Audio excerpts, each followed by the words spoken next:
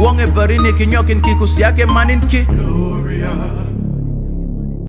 back to another edition of the AI Transformation Playbook Podcast, where we move beyond AI headlines to explore what it really takes to help organizations become AI ready before they become AI driven. I am Bannavti Suiseka. Today I am joined by someone whose work sits in between AI, cybersecurity, governance, and executive leadership. Brian, welcome to the show. Thanks, Eric. I appreciate the opportunity to be here. So, Brian, one of the reasons I was looking forward to these conversations is because we both spend time talking with executives, and I've noticed something interesting. Very few leadership conversations begin with AI anymore. They usually begin with uncertainty. The executives are always asking, where do we even start? Are you seeing that too? All the time. I had 4 conversations last week alone where they called in and said, Brian, I need AI. And as soon as I ask them to do what, they either get this look in their eye, oh, I need to have that defined already, or it's simply response that I hear more often than not right now is just, I needed to do something. Sometimes there are executives that AI isn't creating organizational problems. It is exposing problems that actually existed. Weak governance, poor communication, the lack of leadership environment. Do you think AI is more of an amplifier than a disruptor? Helps to open up the gaps, right? Yes. Because it offers so many different types of opportunities of what it could do. I think a lot of people are feeling pressure that they haven't jumped into it, or they've jumped into it and they're not seeing the results that they thought they were going to get. And as soon as you ask them the question about trying to define what you were looking for and they get that blank look on their face, I think the light bulb also starts to turn on. The dimmer switch starts to turn a little bit, where it's like, oh, wait. Oh, so how do we do what do we need to make these things happen? And they just don't have a clear expectation. I also keep noticing that with organizations who have invested billions, that their initiatives are barely making it out of the pilot spaces. Why do you think? That's because it's just not clearly defined, and also what they want to be able to achieve, right? So what's the target that I'm going after? They don't have that, and that's why you get the glare or the look in the eye of the deer in the headlights, right? Or you wind up getting the response of, I just wanted to do something. So it's hard to get something out of a pilot when you can't prove that it's going to work. And then how do you drive adoption with your team when they're all struggling, trying to do their own thing, scrambling around? Think about it. We got the World Cup going on right now, right? Yeah. And so World Cup teams that are well organized, that know what their defense looks like, that knows what their offense looks like. They've got clear leadership at the top that's helped to define that, and the team executes it. If you don't have that structure and that execution from top to bottom, you get eliminated from the World Cup pretty quick, or you don't even make it. This is the same thing. Clear leadership, got to have a structure, got to have a goal. How are we going to execute? And when that doesn't happen, you struggle. I like it, the fact that you mentioned the clear leadership and even the governance, because governance actually sounds sometimes like bureaucracy. The organizations doing AI well, they usually have stronger governance. They also are doing AI well. Why do leaders misunderstand governance? Why do you think so? I don't think that leadership understands that the governance component and how important it is to have that as a foundation for a successful AI strategy. Yeah. Right. For the most part, they advocate IT to another team member because IT or cybersecurity has been something that they've been dealing with for forever, and they feel comfortable doing this a certain way. But AI is going to find the gaps. It's going to exploit the gaps. How you're structuring your data is not consistent across the organization. AI is going to get confused. It's going to hallucinate. It's going to try to fill in gaps, and that just compounds the issue. So we've got to attack it from the root and build it back up again. From governance to cybersecurity. So cybersecurity used to be viewed as the CIO's responsibility. Now it seems to have pushed cybersecurity into the bottom. How's the executive thinking differently? They've got to realize, hey, I want to invest in AI, and a lot of my competition is in AI. But the advantage that everybody has right now is very few people are doing it well, right? So you shouldn't feel the pressure. I'm behind. You're, for the most part, with the vast majority of the pack. So you got to go back and you got to think about the fact that I'll walk into organizations all the time, and I try to make it an easy analogy for them. Think of me as a concrete guy, right? So if you're going to build the building that we're sitting in, you've got to have a solid foundation to be able to build this building on top of. Otherwise, we're going to have problems, right? You're going to have cracks in the building. You're going to have all kinds of repairs. You're going to be set back multiple different ways from Sunday because you can't move forward in the building that you're structured in, or you got to look at a different building to move to. All of that stuff is crazy expensive, just slows you guys down. It prevents you from being able to move the organization forward. Cybersecurity is that concrete foundation. You've got to have that underneath it, and you've got to understand what that is and how AI interacts or requires a solid cybersecurity strategy and foundation underneath to allow it to be successful. So how do these things go together? AI is the shiny, beautiful building that you're putting on top of that solid foundation. And now let's start building it out. And now we need the framework, right? Just like you're putting a building together. You need the framework, you need the structure, or you're going to be that building in New York, right? Where you got the support beams that buckled. And again, now you're shutting down all kinds of operations around there. There's revenue loss. So let's avoid those types of situations. Let's approach this from a practical sense of what do I need to get started? Okay, let's figure out that foundational element. Now we can figure out the projects or the gaps so that we can fill those in and develop that solid cybersecurity foundation. Now we can start defining investments that we can make in areas of opportunity where AI fits. Yeah. And let's start building towards that. Yeah. I often say cybersecurity has become like a business strategy conversation instead of a simple technology conversation, like no more about just getting the software, assuming that we are secure. I think we have to be more intentional and more. Yeah. Yes. Do you agree about that? Oh, 100%. You are the first conversation where somebody has brought that up rather than me bringing it up. So I appreciate that, Eric, very much. Yes, 100% agree. Yeah. So one thing we've been building is the AI Readiness X. The reason is simple, like don't fail because AI isn't powerful enough. They fail because they're wearing organizational readiness. And you mentioned that before. When you think about readiness, what's the first thing you ever do? I usually have a 1A and a 1B. And depending on who I'm talking to, I'm going to take one of the two paths. First is, I think leadership has to get out of the me mentality, right? AI is not about enabling me or my preference. It's about enabling my organization. So we've got to shift from a me to a we type of mindset, right? Yes. And if we can make that shift, now we're talking about the strategy that can go along with it. We're talking about scalability. We're talking about the governance. We're talking about acquisition down the road, right? Business growth, and also the EBITDA of your organization. So the value of my organization as I continue forward, right? Scaling. On the other hand, if we're already there and they're like, I want this for my team, how do we got to take a look at the cyber foundation? But that also means you have to commit. And in the SMB space, especially in Indiana here, we have a couple of different areas that we straddle, right? You either need to commit to your Microsoft 365 sole environment so that we can design cybersecurity and best practices and leverage the tool for the strengths of that environment, or you've got to go Google and you've got to commit to that environment. And then we've got to design the cybersecurity practices and build strategies that's going to be based around that environment. We can't straddle both. They both have strengths and weaknesses, but those weaknesses are going to compound when you have that, which makes things overly complex.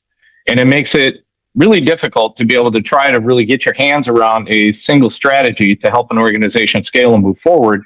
It also just adds cost that don't need to be there. So you can commit, figure it out one way or the other. Where are we going to go? And let's talk about it. Let's come up with the best solution and let's move forward. Awesome. That's very fascinating. So I just want to think about like national leadership, governance, workforce, technology, risk, and strategy. But when you're advising executives, which one usually needs attention first? First, I think it depends on which vertical we're walking into. There seems to be kind of a tendency, if it's going to be legal, it seems like the first thing that I usually hear is compliance, privacy, focus, right? So it's all that data governance and security is the first thing. Finance seems to share that kind of, right? I need to be compliant. You're walking into credit unions, banks, things along those lines, financial wealth advisors. There's a lot of compliance that goes around it. So compliance is first and foremost, which demands governance and security. But if you're in, let's say, you're talking to large construction or builders. There's a lot of development going on in the state of Indiana, infrastructure build out, data centers with universities, right? We're fortunate to have a number of top-notch universities in the area. So they're growing, they're expanding, NCAA, things like that.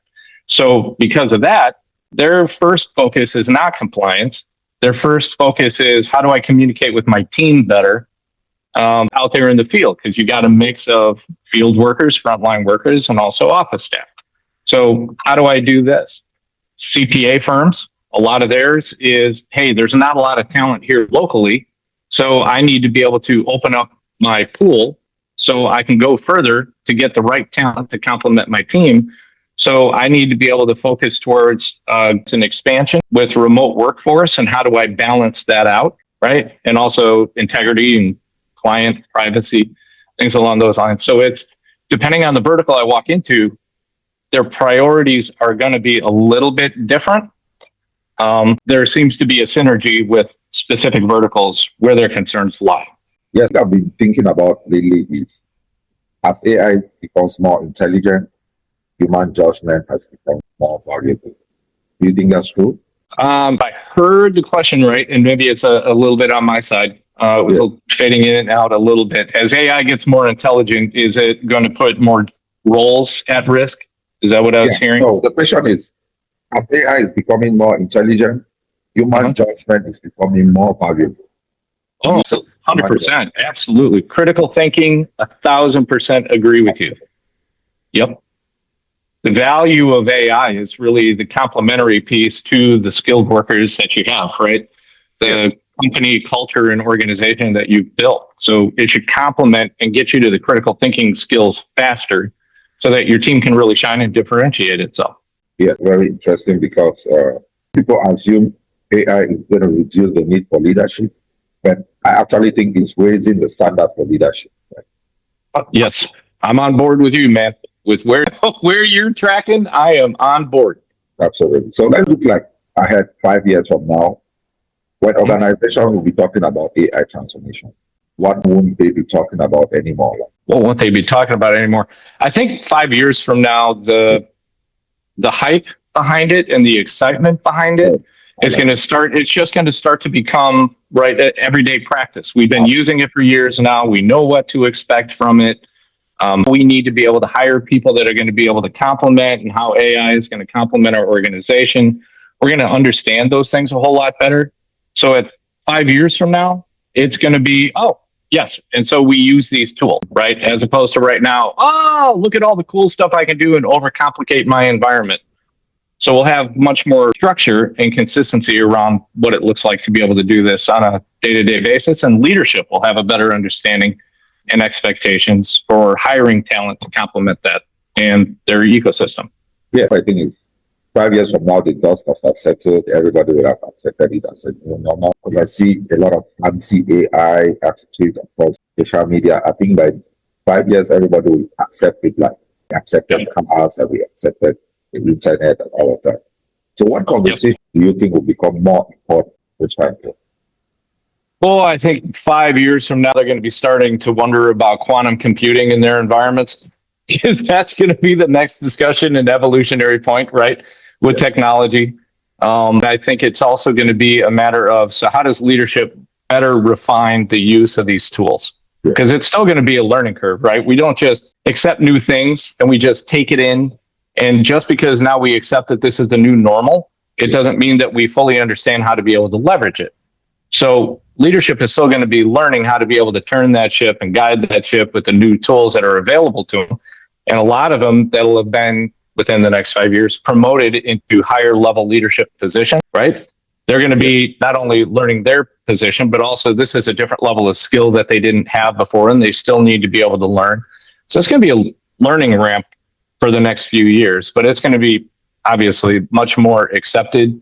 And we're not going to get the phone calls about concerns with data centers going in. Construction will have started to level off with what the data center loads look like and things along those lines. So it's much more settled at that point. Yeah, so one thing I'm seeing is that organizations are moving away from asking which AI model should we buy. And they are starting to ask questions like, will we redesign our organization around AI. That Yep. to me feels like a different conversation. Are you noticing that too? Oh, absolutely. I was literally just having a email conversation, at least with one of our clients this morning, who still has a number of their team very focused to one particular tool. It's hard to scale the organization when we're focused to what tool I use rather than what problem I solve and how does this enable my team, right? And when you got a tool like Copilot, I know AI purists, you guys are going to hit me and you're going to give me all kinds of bad things, but Copilot, with the multimodal capability that it has, bring those things to bear. When you leverage that right, and when you roll that out right, that can be a powerful tool. And you've got access to two of the most common models that are out there, most powerful models right now that are going to be available to be able to leverage against one another, right? And which one gives me the better result? What's going to be here? Enable your team, skilling that you're going to be able to do, training. It's Viva Insights. There's a lot of benefits to it. Awesome. Yeah. Let's move to the rapid fire questions, like real quick thoughts. What is the biggest myth about AI? What's the biggest? I'm sorry. What's the biggest what? Myth about AI. Oh, yeah, replacement. I would say it's got to be people replacement. It Yeah, get that. just stop. So, which habit do you think every should develop? I think the biggest thing that every executive needs to understand is you look at the culture of your organization and realize how you've developed that over how many years, right? Because that's what makes your organization special. That's also the biggest selling advantage that you have against competition in the market or in the vertical that you happen to be in. And start to realize that AI is going to be a complement to that culture to enable your team. Your culture is crazy valuable. You want to maintain that. And you want to forward think, okay, you know what? I hired 5 people last year, or over the last 3 to 5 years, I look back and based on growth, I'm projecting this much growth, which means I need to hire this many people to handle the growth that's happened over the last few years. Yeah. That's changed. AI is now going to start to realize, and you'll start to realize, maybe I don't need to hire, let's just throw it out there, 5 people. Maybe what I need to do to maintain my culture, strategic growth, and because of operational effectiveness that I've gained or efficiencies that I've gained, identifying true use cases for my specific and unique organization. Now, instead of 5, I need 3. So your ROI starts to be a reduction in future hiring, not a reduction in current staff. Awesome. Okay. What is the most cute? What do you think is the most underrated business?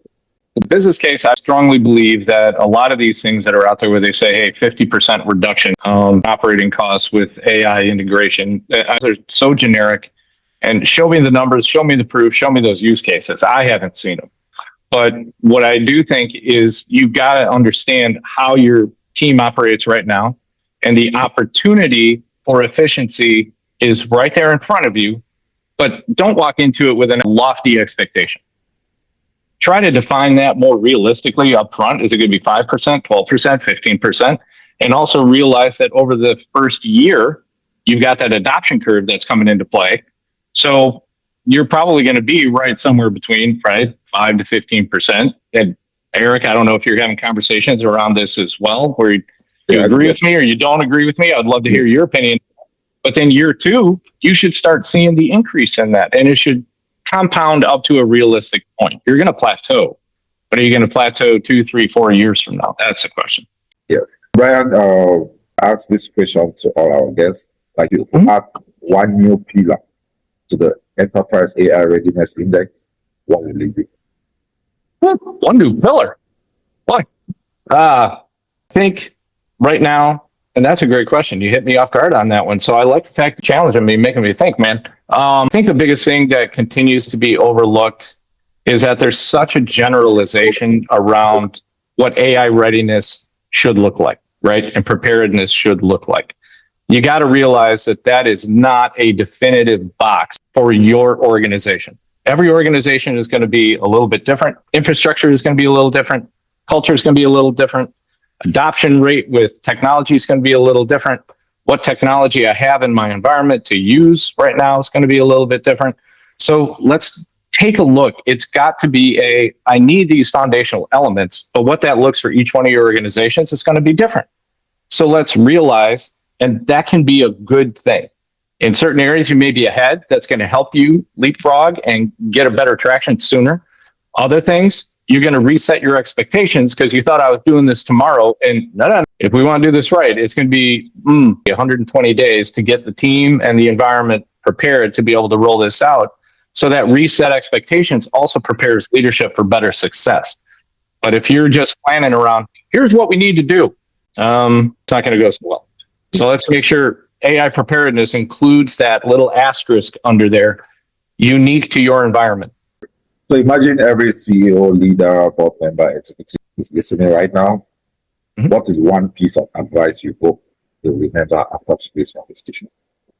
Get out of the me and get into the we. Organizational preparedness, organizational success. Not my success, not my opinion. Let's get a team together and make sure we build as much of a consensus as we can to drive us forward. I still continue to hear too much me and my tool. We got to get into we organizational benefit. How do we move forward? So before we wrap, where can people connect with you and learn about your work? Sure. Two different areas right now. You can go to my LinkedIn page. Just go to LinkedIn, Brian Beck, ProcServe, and I should be the only Brian Beck and ProcServe that is going to pop up on the internet. Our company name is very unique, so it works very well that way. The other place you can go is procserve.com, PROXURVE.com, and look at the work that we do there. And if we could be a benefit to you, to link right down below, we'll get us connected. I'll follow up. We'll have a conversation, see where we go. All right, Brian, this has been an outstanding discussion. I appreciate not only your expertise, but also your willingness to challenge conventional thinking. If you've enjoyed today's episode, be sure to subscribe, share it with another leader, and continue the conversation with us. Remember, AI transformation isn't ultimately about technology. It's about helping organizations make better decisions, build stronger leadership, and create lasting business value. We'll see you next time on the AI Transformation Playbook Podcast. Thank you. Thanks, Eric.